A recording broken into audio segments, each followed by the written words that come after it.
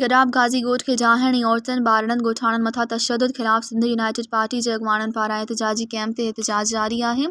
एजाज सामठियो जी अॻवानी में एहतजाजी कैंप ते अदीबनि, शाइरनि, फ़नकारनि तोड़े सुञाण धीरनि पारां इज़हार यकजहती जे लाइ आमद जो सिलसिलो जारी आहे।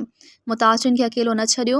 एजाज सामठियो अवामी तहरीक जे सज्जाद चांडियो ऐं ॿियनि जो गडाब जे सहाफ़ियुनि सां ॻाल्हि ॿोल। गुज़िरियल 14 साल लगातार जेका पीपल्स पार्टी जी हुकूमत रही आहे, उन पीपल्स पार्टी जी जेका जमहूरियत, पीपल्स पार्टी जा जेके इंसानी हक़नि लाइ ॻाल्हियूं ऐं ॿियो जेको सिंधी क़ौम जो वोट वठी ऐं जॾहिं लाड़काणे ऐं लाहौर जो पीपल्स पार्टी ज़िक्र कंदी आहे, उहे सभु ॻाल्हियूं हाणे पधरियूं थी वियूं आहिनि। त बेसिकली पीपल्स पार्टी हिते हिकिड़ो वापारी धुर आहे जंहिंखे सिंधी क़ौम सां, सिंधी माण्हुनि सां को लॻाव कोन्हे, न को हुननि जी का मालिकी करण जो। हुनखे असेंबली जे अंदरि त मालिकी कोन कंदा, असेंबली खां ॿाहिरि बि जिते ज़रूरत आहे उते मालिकी कोन कंदा। जिन धुरियुनि खे मुल्क जूं आला अदालतूं ऐलान करे ऐं पंहिंजे फ़ैसिलनि में चवनि थियूं त हीउ कब्ज़ो आहे ऐं इन्हनि खां कब्ज़ो ख़ाली करायो वञे, उते त पीपल्स पार्टी जेको आहे सो कानून खे हरकत में कोन थी आणे।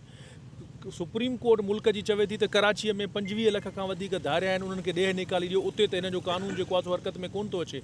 पर जिते बि सिंधी वेठा आहिनि कराचीअ में, उते पीपल्स पार्टी जा इदारा जेके उनजे हेठां कमु था कनि, सिंध पुलिस, एंटी इंक्रोचमेंट ऐं रेवेन्यू वारा, उहे उन्हनि जा जेको आहे सो माफ़ियाउनि जा हथियार थी हिते अचनि था ऐं जेके बि सिंधी जिते वेठा आहिनि उहे हिननि खे न खपनि था। कराचीअ में अफ़गानी क़बूल आहे, बर्मी क़बूल आहे, बंगाली क़बूल आहे, सॼी दुनिया जो गंद किचिरो कराचीअ में पीपल्स पार्टी ऐं उनजे साथारियुनि खे हिते क़बूल आहे। नाहे जेकॾहिं क़बूल त सिंधी जेका आबादी आहे उहा कराची में हिननि खे क़बूल कोन्हे का। मजबूरी असांखे सिलो ॾिनो थो वञे सिंधी माण्हुनि खे, जेको असांजे ख़ाली मैंडेट जेको हिननि खे असां सदाईं ब्लैक चेक सिंधी जे माण्हुनि ॾिनो आहे। 40 साल जेका हुकूमत कनि था वेठा खां वठी, जेका असां सिंधी क़ौम जे आसिरे ते हीअ पीपल्स पार्टी सिंध हुकूमत जेका आहे 40 सालनि खां वठी असांजे मथां मुसलत आहे। हीअ उन्हनि जो सिलो आहे जो असां हिननि खां कॾहिं पुछो कोन्हे। सिंधी माण्हू हिननि खे ईअं ब्लैक चेक करे ॾिनो आहे त भई तव्हां हुकूमत करियो, पर उन जे बदिले में ही असांखे उहो सिलो मिले थो।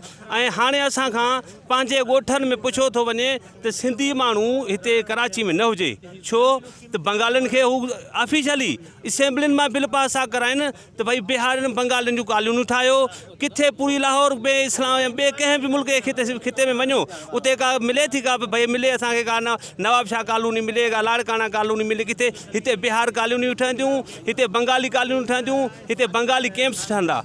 उन जे करे असीं चऊं था त सिंधी माण्हुनि खे अगरि चवनि था असांखे त भई तव्हां हितां जा तव्हां असांखे कागज़ात ॾेखारियो, असीं अवामी तहरीक जो मौक़िफ़ आहे त सिंधी माण्हू जेको हितां जो ॼायो निपनियो आहे उनखे कागज़ात जी कहिड़ी ज़रूरत आहे। असांखां तव्हां पुछो था कागज़, असांजा अचो त तव्हांखे ॾेखारियूं। हीअ मकड़ी जा कब्रिस्तान, हीअ चौकुली जा कब्रिस्तान, हीअ गगर, हीअ देव सोंगल कंहिंजी आहे, देव मूमल कंहिंजी आहे, हीअ जेके दियूं आहिनि, हे जेके सोराब ॻोठ, हे जेके असांजा पुराणा इलाइक़ा हुआ, इहे कंहिंजा आहिनि। इहे असीं सिंधी माण्हू हिननि जा असली असां जेके असांजी मीरास आहे, असांजी मिल्कियत आहे। असीं किथे बि अगरि सिंधी माण्हू को वेहे थो, असांखे राइट आहे असीं उते पंहिंजो ॻोठ ॾियूं। सभिनी दोस्तनि ख़बर आहे, ज़्यादातर तव्हां साफ़ी भैरनि ख़बर आहे, तव्हां जस बि लहो था।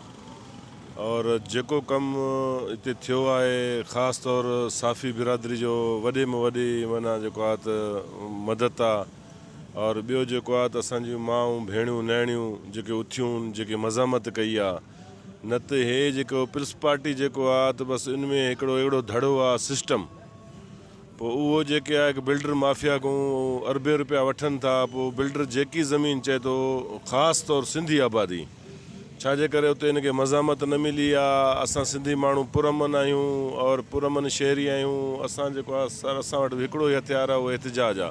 मज़ीद ख़बरनि ऐं तफ़सीलात लाइ विज़िट कयो असांजी वेबसाइट www.awamiNewsHD.com ऐं ॾिसंदा रहो अवामी न्यूज़ HD।